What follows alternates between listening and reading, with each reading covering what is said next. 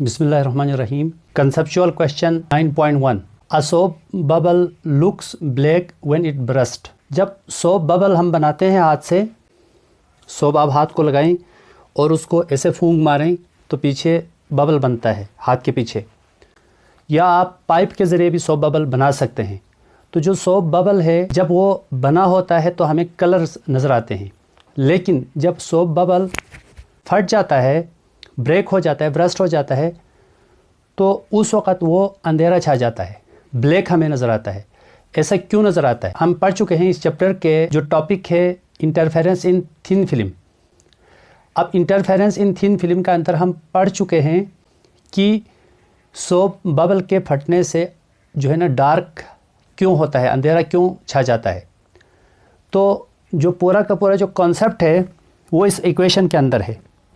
ये जो इक्वेशंस है ये हमारे पास है condition of destructive interference for thin film. Thin film के लिए डिस्ट्रक्टिव इंटरफेरेंस के कंडीशन का ये फार्मूला है 2nx is equal to m lambda. बाज़ बुक्स है उसके अंदर 2nt is equal to m lambda लिखा हुआ है, तो वहाँ पर x की जगह t लिखा होगा। तो यहाँ x हो, t हो, y हो, z हो, इससे कोई फ़र्क नहीं पड़ता, जो भी होगा समझो। ये जो यहाँ पे जो n के बाद जो वेरिएबल है वो थिकनेस है। सपोज़ थिन फिल्म है तो थिन फिल्म का जो थिकनेस है, जहाँ इंटरफेरेंस पैदा हो रहा है उसका थिकनेस है, उस मीडियम का थिकनेस है। n जो है यहाँ पे जो n है वो हमारे पास उस मीडियम का रिफ्रैक्टिव इंडेक्स है, जबकि m ऑर्डर ऑफ इंटरफेरेंस है। जबकि वेवलेंथ है, हमें पता है वेव का वेवलेंथ है, वेव डिस्टेंस है। यहाँ पर जो वेव है वो लाइट वेव्स है, तो लाइट वेव्स की ये वेवलेंथ है। इंटरफेरेंस से उसके लिए हमारे पास मोनोक्रोमेटिक लाइट होना चाहिए, कोहेरेंट एंड मोनोक्रोमेटिक, यानी कि सिंगल वेवलेंथ का होना चाहिए। सेम सोर्स सिंगल वेवलेंथ, और कोहेरेंट का मतलब है फिक्स्ड पाथ डिफरेंस और फिक्स्ड फेज डिफरेंस के सोर्स हमारे पास होना चाहिए। तो दोनों वेव्स का जो वेवलेंथ है वो हमने लेमडा इसलिए लिया है क्योंकि दोनों की वेवलेंथ सेम है। हम पढ़ चुके हैं इंटरफेरेंस इन थिन फिल्म, यानी कि जो सोप बबल है वो थिन फिल्म होता है, तो उसकी जो थिकनेस है वो बहुत पहले से बहुत कम होती है। जब वो फट जाता है, ब्रस्ट हो जाता है, तो इसकी थिकनेस जो है वो ज़ीरो हो जाती है। आप इस इक्वेशन का अंदर x की जगह ज़ीरो पुट करेंगे तो ये वैल्यूज़ सब के सब ये ज़ीरो आ जाएगा। तो जब ज़ीरो आएगा तो हमारे पास हमें फर्स्ट ऑर्डर मिनिमा मिलेगा, फर्स्ट ऑर्डर डार्क फ्रिंज हमें मिलेगा, अंधेरा मिलेगा। सोप बबल के फटने से अंधेरा मिलने का दूसरा जो रीज़न है वो हम एक ये जो डायग्राम है रेड कलर में बना हुआ है उसकी मदद से हम समझेंगे। अब ये थिन फिल्म है हमारे पास, यहाँ से लाइट आ रही है। जब लाइट इसके ऊपर पड़ेगी तो एक तो यहाँ से रिफ्लेक्ट बैक होगा, यहाँ से ऊपर ये रिफ्लेक्ट बैक हो जाएगा यहाँ से। अब देखिए जो सोप है, ये सोप बबल है, ये as a denser medium act करता है। तो क्या होगा, यहाँ से ये जो पार्ट जो रे इसके आउटर सरफेस से रिफ्लेक्ट हुआ है, तो इसका मतलब ये डेंसर मीडियम से रिफ्लेक्ट हुआ। जब ये डेंसर मीडियम से रिफ्लेक्ट हुआ तो हमें मालूम है डेंसर मीडियम से रिफ्लेक्ट होता है तो 180 का फेज शिफ्ट आ जाता है, यानी कि पाथ डिफरेंस उसका λ/2 हो जाता है, और यहाँ जो एंगल है वो 180 का बन जाता है। 180 का फेज शिफ्ट आएगा। लेकिन जो पार्ट जो रे अंदर इंटर होगी इसके लोअर पार्ट से, इस थिन फिल्म के लोअर सरफेस से रिफ्लेक्ट बैक होगा। तो आप देखें ये जो लोअर सरफेस है ये हमारे पास थिन फिल्म है, तो ये तो फिल्म हो गया, तो ये डेंसर मीडियम है फिल्म, क्योंकि वाटर से मिलके बना होता है। तो ये डेंसर मीडियम हुआ। यहाँ से जो रे रिफ्लेक्ट हो रही है वो आउटर सरफेस से रे रिफ्लेक्ट हो रही है, क्योंकि ये थिन फिल्म के सरफेस से यानी कि वाटर से टकरा के वापस आ रहा है। तो इसका मतलब यहाँ से डेंसर मीडियम से रिफ्लेक्ट बैक हो रहा है, इसलिए 180 का फेज शिफ्ट आएगा। लेकिन जो अंदर जो रे इंटर हो गई है वो आखिरी इनर साइड पे जो लास्ट सरफेस को ये रे टच कर रही है। अंदर साइड पे जो लास्ट की जो सरफेस है यहाँ पे क्या है, यहाँ पे तो एयर है, क्योंकि सोप बबल एयर के अंदर मौजूद है। तो एयर है वो रियर मीडियम है, रियर मीडियम से रिफ्लेक्ट बैक होगी लाइट, तो कोई फेज शिफ्ट नहीं आएगी। और यहाँ पर जो लेमडा है वो हमारे पास ज़ीरो होगा, इसका मतलब फेज शिफ्ट ज़ीरो है, तो लेमडा यहाँ पर हमारे पास 0 है, पाथ डिफरेंस 0 है।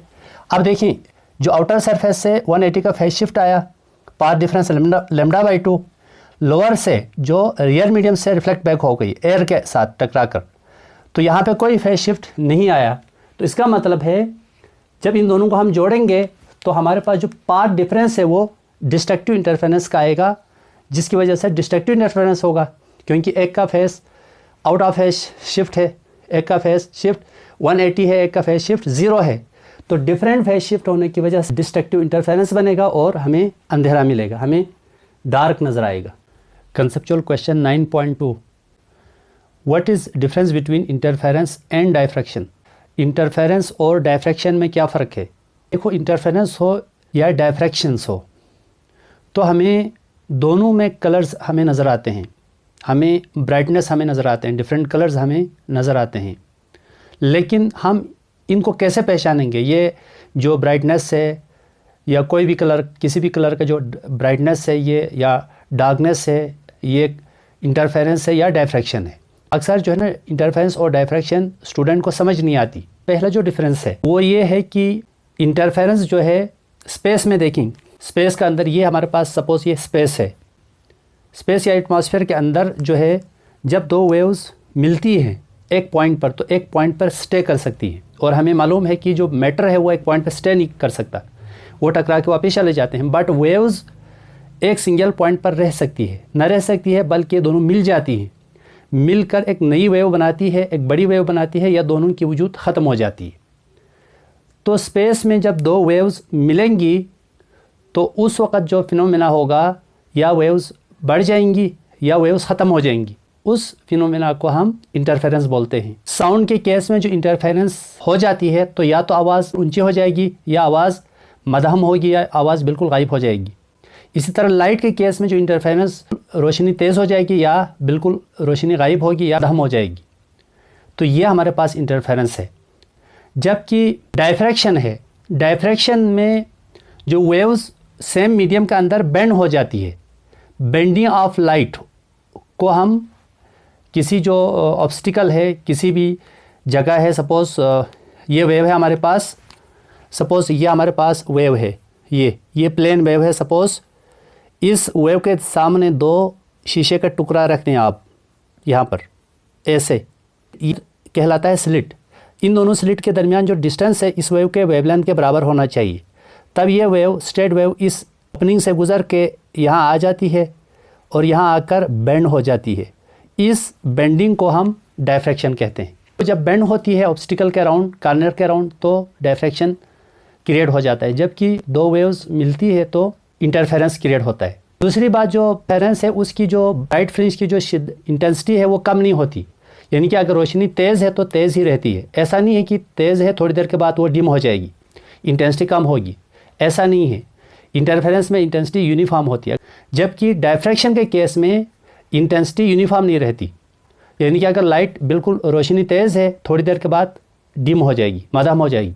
इंटरफेरेंस के लिए लाइट दो कोहेरेंट सोर्स से आना ज़रूरी है, जबकि डायफ्रैक्शन के लिए जो लाइट वेव्स है वो सिंगल सोर्स से आती है। इंटरफेरेंस के केस में जो फ्रिंज स्पेसिंग है, fringe spacing means the distance between two consecutive dark और ब्राइट फ्रिंज या bright band is called fringe spacing. तो इंटरफेरेंस में जो फ्रिंज स्पेसिंग है उनके दरमियान डिस्टेंस हमेशा इक्वल रहती है, कि डायफ्रैक्शन में फ्रिंज स्पेसिंग इक्वल स्पेस नहीं होता, यानी कि सेम नहीं है। अगर इन दोनों फ्रिंज के दरमियान डिस्टेंस 10⁻⁻² है तो इन दोनों जो फ्रिंज के दरमियान डिस्टेंस 10⁻³ या 10⁻⁻1 होगा। मुख्तलिफ फ्रिंज स्पेसिंग के दरमियान डिस्टेंस सेम नहीं होती डायफ्रैक्शन के अंदर। फ्रिंज स्पेसिंग का जो फार्मूला है हमारे पास है delta y = λL/d। Conceptual question 9.3, in Michelson interferometer we use a second glass y। Michelson interferometer में हम दो गिलास सेम साइज़ और सेम विड्थ के दो गिलास प्लेट हम क्यों यूज़ करते हैं? हम माइकलसन इंटरफेरोमीटर के अंदर सिंगल गिलास प्लेट की बजाय दो गिलास प्लेट यूज़ करते हैं। दोनों का साइज़ सेम होना चाहिए और थिकनेस भी सेम होना चाहिए। हमने पैदा करना है इंटरफेरेंस, तो इंटरफेरेंस के लिए हम चाहते हैं ब्राइटनेस मिले। डार्क में तो हमें नहीं पता चलता कि इंटरफेरेंस हो रहा है या नहीं हो रहा। जब हम ब्राइटनेस मिलेगी तो हमें पता चलता है दो वेव्स ने आपस में इंटरफेयर किए है, कंस्ट्रक्टिव इंटरफेरेंस हुआ है। तो लिहाजा इंटरफेरेंस के लिए कुछ कंडीशंस है, या तो पाथ डिफरेंस 0 होना चाहिए, या उसी वेव के जो वेव यूज़ हो रही है उसी वेव के वेवलेंथ के इंटीजर मल्टीपल के बराबर होना चाहिए, तब जाके वो कंस्ट्रक्टिव इंटरफेरेंस होगा, हमें इंटरफेरेंस पैटर्न मिलेगा। माइकलसन इंटरफेरोमीटर के अंदर अगर हम सिंगल गिलास यूज़ करेंगे तो एक प्रॉब्लम आती है। वो प्रॉब्लम ये है, हम समझते हैं यहाँ पर मोनोक्रोमेटिक सोर्स है, इस सोर्स से लाइट रेज आ रही है, ये रे जो है इस सरफेस पर टकराती है, इस गिलास की सरफेस पर टकराती है, तो ये इंटर होती है, इंटर होकर यहाँ आ जाती है। यहाँ आने के बाद देखो यहाँ से एक पार्ट यहाँ से रिफ्लेक्ट होकर, यहाँ से रिफ्लेक्ट होके I1 की सूरत में मिरर M1 तक जाती है, फिर यहाँ से रिफ्लेक्ट बैक होती है, रिफ्लेक्ट बैक होकर दोबारा इसी गिलास पे पड़ती है, इसी गिलास पे पड़ने के बाद अंदर रिफ्लेक्ट हो जाती है, अंदर चली जाती है, जाकर यहाँ से दोबारा रिफ्लेक्ट होकर ऑब्जर्वर की आई तक आती है। सपोज़ इस वक्त हमने ये जो ग्लास प्लेट हम यूज़ नहीं कर रहे, सिर्फ यही है, तो क्या प्रॉब्लम आती है हम वो देख लेते हैं। अब देखिए ये जो रे है, ये जो रे है यहाँ से दो हिस्सों में डिवाइड हो रही, एक तो वापस रिफ्लेक्ट बैक हो रही है, दूसरा जो है ना रिफ्लेक्ट होके मिरर M2 की तरफ जा रही है। अब देखिए मिरर M2 तक जा रही है तो मिरर M2 से टकराकर वापस आएगी, वापस आकर इधर से रिफ्लेक्ट बैक होके ऑब्जर्वर की आई तक आएगी, जबकि ये वाला जो M1 तक गई है वो यहाँ से रिफ्लेक्ट बैक होती है। अब देखो पहले दोनों सिंगल रे की शक्ल में थी तो दोनों ने सेम डिस्टेंस कवर किया यहाँ तक आने में। अब एक रे 2 आगे चली गई M2 तक, जबकि रे 1 यहाँ से रिफ्लेक्ट बैक हो गई। तो अब देखो रिफ्लेक्ट बैक होके इसने एक्स्ट्रा डिस्टेंस कवर किया इतना सा, सपोज़ इसकी थिकनेस है 0.2 या 0.1 हम रखेंगे यहाँ पर, सपोज़ वैल्यू है, एग्जैक्ट वैल्यू नहीं है। देखिए ये जो रे है ये यहाँ से रिफ्लेक्ट बैक होगी तो ये रे यहाँ से रिफ्लेक्ट होगी, अंदर इंटर होगी, तो अब इस रे ने दोबारा 0.1 डिस्टेंस कवर किया, जबकि आप इस रे को देखें, यानी कि 0.1 रिफ्लेक्ट बैक होने के लिए 0.1 वहाँ से वापसी पे रिफ्लेक्ट होने के लिए इसने 0.1 प्लस 0.2 डिस्टेंस रे 2 से ज़्यादा कवर किया। तो इन दोनों का पाथ तो सेम नहीं हुआ, पाथ डिफरेंस हम 0 लाना चाहते हैं ताकि कंस्ट्रक्टिव इंटरफेरेंस हो जाए। बीम 1 और 2 के जो पाथ है उनकी लेंथ बराबर नहीं है, I1 ने ज़्यादा डिस्टेंस कवर किया, एक तो यहाँ से रिफ्लेक्ट होने के लिए 0.1, फिर वापसी पर रिफ्रैक्ट होने के लिए 0.1। फर्स्ट टाइम रिफ्रैक्ट दोनों हुई है, ये रे भी हुई है, ये रे भी हुई है। देखो पहले यहाँ से इंटर हो रही तो ये डिस्टेंस दोनों कवर कर रही है, बट उसके बाद जो है ना यहाँ से एक पार्ट रिफ्लेक्ट होकर आगे चली गई, एक पार्ट रिफ्लेक्ट हो गई। जो रिफ्लेक्टेड पार्ट है वो इतना डिस्टेंस ज़्यादा कवर कर रही है, यानी कि यहाँ से यहाँ रिफ्लेक्ट बैक होने में 0.1, फिर वापसी पर रिफ्रैक्ट हो रही दोबारा, तो उस वक्त 0.1 को आप ऐड करेंगे तो ये होगा 0.2 मीटर। जबकि ये जो रे है इस गिलास की गैर मौजूदगी में इतना डिस्टेंस कम कवर कर रहा है। इस डिस्टेंस को इक्वलाइज करने के लिए हम यहाँ पे एक सेकंड गिलास जो प्योरली ट्रांसपेरेंट है, तो इसको हमने इसके पास में इंक्लाइन रखा M2 और प्लेट 1 के दरमियान। तो ये जो रे है, अब देखो ये भी उतना डिस्टेंस, क्योंकि इन दोनों गिलास का थिकनेस सेम है, तो जाते वक्त इतना डिस्टेंस एक्स्ट्रा कवर किया 0.1, वापसी पर 0.1 डिस्टेंस कवर किया। इस तरह से इन दोनों जो रेज है इनकी जो पाथ की जो लेंथ है वो इक्वल हो गई, और इनके दरमियान जो पाथ डिफरेंस है वो हमारे पास 0 आ जाएगा, और यहाँ पर कंस्ट्रक्टिव इंटरफेरेंस होगा और हमें ब्राइटनेस मिलेगी। Actual question 9.4, how can you explain Brewster law of polarization. हम जानते हैं कि जब कोई अनपोलराइज लाइट कहते हैं वो लाइट, जैसे कि बल्ब है, बल्ब से चारों तरफ रोशनी निकल रही है, रेज निकल रही है। इसी तरह सन है, चारों तरफ रेज निकल रही है, तो ये अनपोलराइज लाइट है। रोशनी की रेज को हम वन डायरेक्शन में करेंगे तो उसको हम पोलराइज कहते हैं। पोलराइज से जो लाइट की जो शिद्दत है वो कम हो जाती है, हेडलाइट से जो है ना आंखें चुंदिया जाती है। ऐसा क्यों होता है? क्योंकि वो अनपोलराइज लाइट है। पोलराइज करने के लिए पोलराइड लगाएंगे तो उसको पोलराइज करता है, उनकी इंटेंसिटी को हम कम कर सकते हैं। ज़्यादा रेज़ को रोकता है, कम रेज़ को पास करता है। जब सिंगल डायरेक्शन में रोशनी ट्रेवल करती है तो कम रे पास होती है, उसको हम पोलराइजेशन कहते हैं। जो रोशनी की रेज़ को यूनिडायरेक्शनल करना है, ऐसा करने से लाइट की जो शिद्दत है वो कम हो जाती है। तो जब अनपोलराइज लाइट किसी मीडियम पर फॉल होती है, जैसा कि एयर से गिलास में इंटर होती है, तो क्या होता है, जो लाइट रेज़ है एक पार्ट रिफ्लेक्ट हो जाती है, एक पार्ट अंदर इंटर होती है मीडियम के अंदर। तो जो रिफ्लेक्ट रे कम हो गई, तो इस तरह से जो है ना रिफ्लेक्टेड रे है वो पोलराइज हो गई। ये हमारे पास डायग्राम है ब्रेस्टर लॉ के अंदर। इस डायग्राम को लाजमी बनाना है। अगर आप ये डायग्राम नहीं बनाएंगे तो आपका पूरा नंबर कटेगा। डेरिवेशन इसी डायग्राम से निकलता है। तो अब देखिए ये अनपोलराइज लाइट है, ये हमारे पास अनपोलराइज लाइट है। देखो ये एयर है, ये वाटर एक ग्लास है। इस पे पड़ने के बाद ये जो लाइट रे है दो हिस्सों में स्प्लिट हो रही है, एक रिफ्लेक्ट हो रही है, एक रिफ्रैक्ट हो रही है, इंटर हो रही है। यहाँ पर ये जो रे है इंसिडेंट रे दो हिस्सों में डिवाइड हो गए, रिफ्लेक्टेड रे, दूसरा रिफ्रैक्टेड रे। अब देखो ये जो रिफ्लेक्टेड रे है वो पोलराइज्ड हो रही है। ये पोलराइज्ड इंसिडेंट रिफ्लेक्टेड रे और रिफ्रैक्टेड रे के दरमियान एंगल 90 का बन जाए तो ये जो रिफ्लेक्टेड रे है वो कम्प्लीटली पोलराइज्ड हो जाती है, यहाँ से यहाँ तक 90 डिग्री। और ये वाला जो एंगल है वो है angle of refraction. Angle of refraction है ये वाला एंगल, एंगल ऑफ रिफ्रैक्शन ने आईपी से डिनोट किया है, यानी कि angle of polarising according to Snell's law. जो स्नेल्स लॉ आपने 10 क्लास में पढ़ा है वो मैं पहले लिख देता हूँ। Sine I upon sine R is equal to N. ये लॉ आपने पढ़ा था, हालांकि ये ओरिजिनल फॉर्म नहीं है। क्योंकि अगर ये ओरिजिनल फॉर्म नहीं है तो ये आपको क्यों लिखवाया गया? वो ऐसे लिखवाया गया क्योंकि यहाँ पर दो मीडियम रिफ्रैक्टिव इंडेक्स क्रिएट होता है दो मीडियम में। एक एयर है N1, एक डेंसर मीडियम गिलास है N2 है, दो मीडियम है। अब यहाँ पर जो ओरिजिनल फॉर्म है हमारे पास, स्नेल्स लॉ का जो ओरिजिनल फॉर्म है वो हमारे पास है sine I divide by sine R is equal to N2 divide by N1। ये हमारे पास है। तो हमने ये क्यों नहीं लिखा? हालांकि बुक में ये लिखा होना चाहिए, बुक में ये लिखा हुआ है, शॉर्टकट लिखा हुआ है। हो सकता है आप कोई किसी ने बताया हो, अगर नहीं बताया तो आज मैं आपको बता रहा हूँ कि जो ओरिजिनल फार्मूला है वो ये है, ये बुक में लिखा होना चाहिए। अगर ये लिखते हैं तो हम आपको बताया जाना चाहिए कि ये इस फॉर्म से इस फॉर्म में ये तब्दील कैसे हुआ। Where N2 is the refractive index, is the refractive index of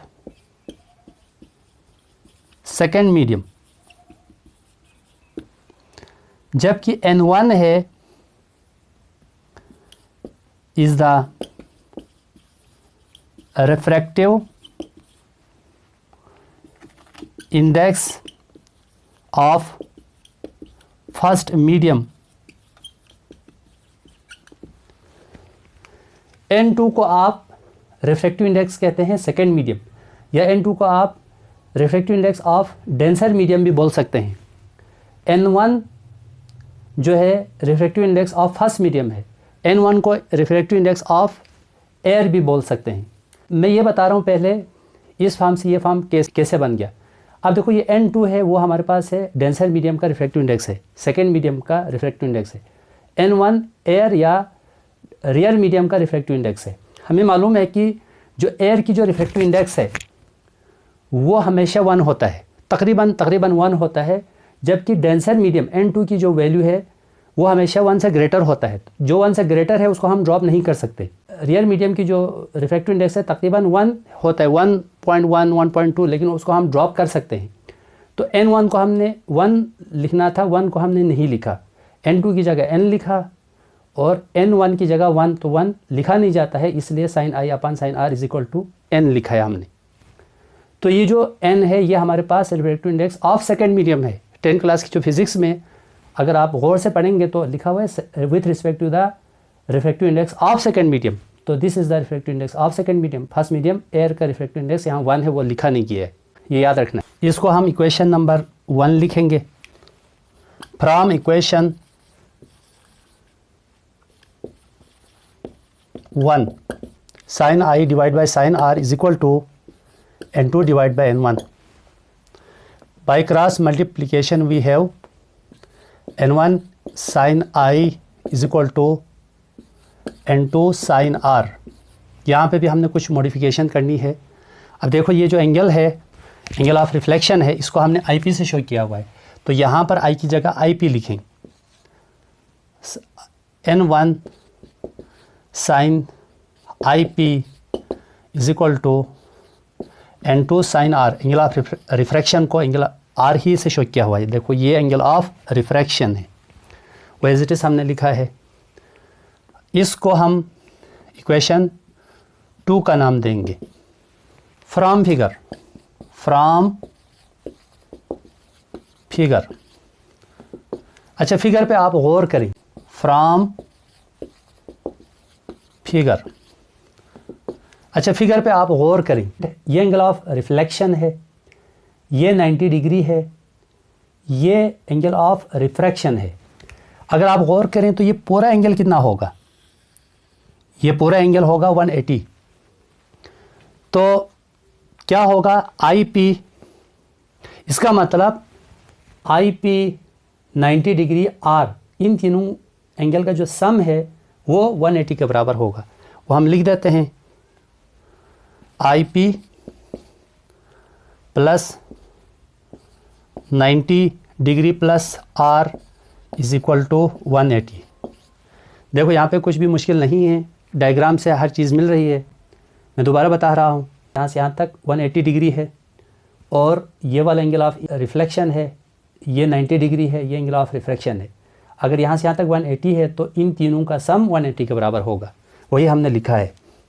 अब हमने क्या करना है, यहाँ से R की वैल्यू निकालना है, क्योंकि इक्वेशन 2 को हमने सॉल्व करना है।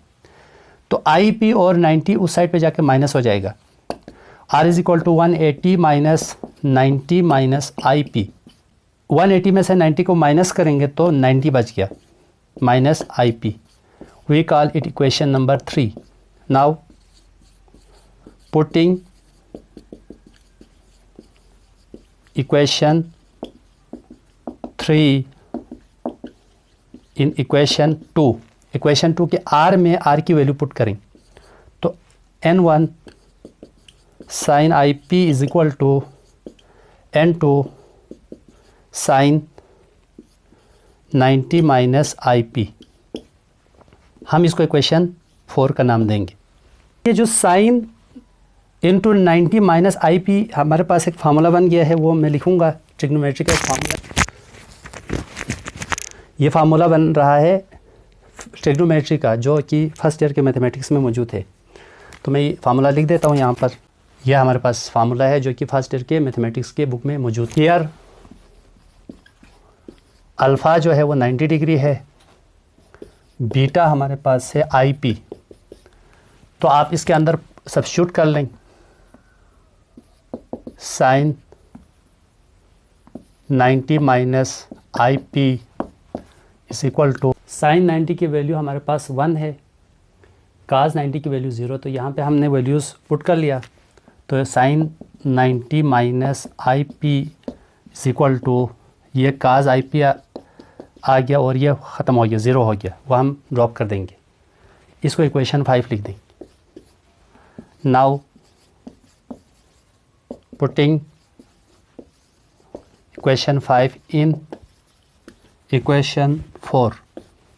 इक्वेशन 4 में जहाँ साइन इंटू 90 माइनस IP है, वहाँ पर कास IP पुट करें, उसकी वैल्यू आ चुकी है हमारे पास। तो n1 sine IP is equal to n2 sine 90 minus IP की वैल्यू आ गई है, इसकी जगह हम इसकी वैल्यू पुट करेंगे, काज IP। क्रॉस मल्टीप्लाई करें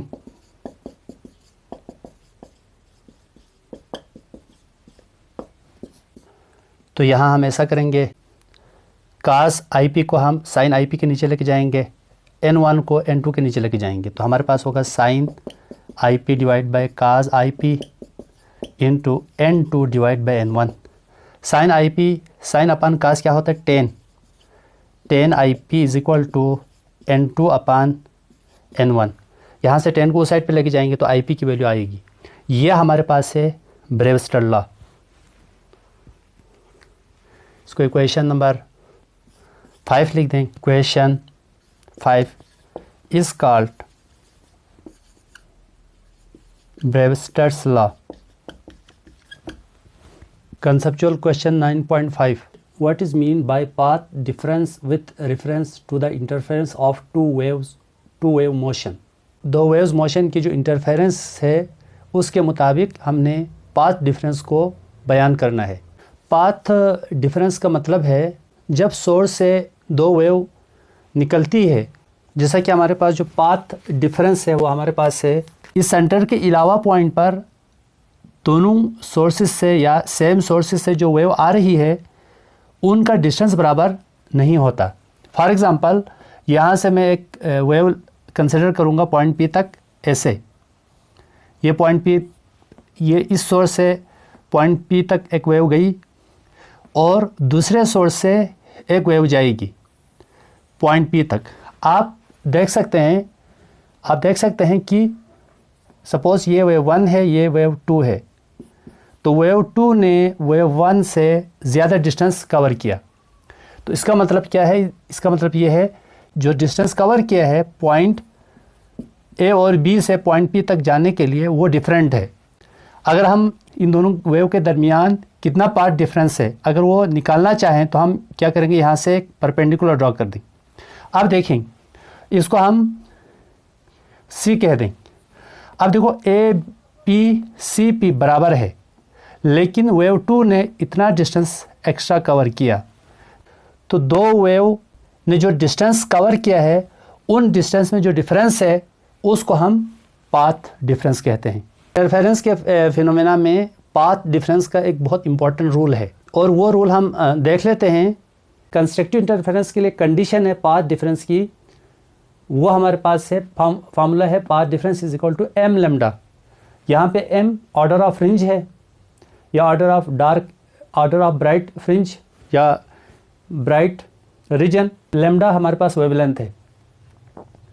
तो दो वेव किसी भी पॉइंट पर कंस्ट्रक्टिव इंटरफेरेंस कैसे करेगी, कंस्ट्रक्टिव इंटरफेरेंस करेगी या नहीं करेगी, वो इस इक्वेशन की मदद से डिसाइड होगा। यानी कि दो वेव के पाथ में जो डिफरेंस है या तो ज़ीरो हो, जैसा कि अगर मैं BC को हटा दूंगा तो इन दोनों वेव 1 और 2 में पाथ डिफरेंस ज़ीरो है, तो डेफिनेटली यहाँ पर कंस्ट्रक्टिव इंटरफेरेंस होगी और हमें रोशनी मिलेगी, ब्राइटनेस मिलेगी।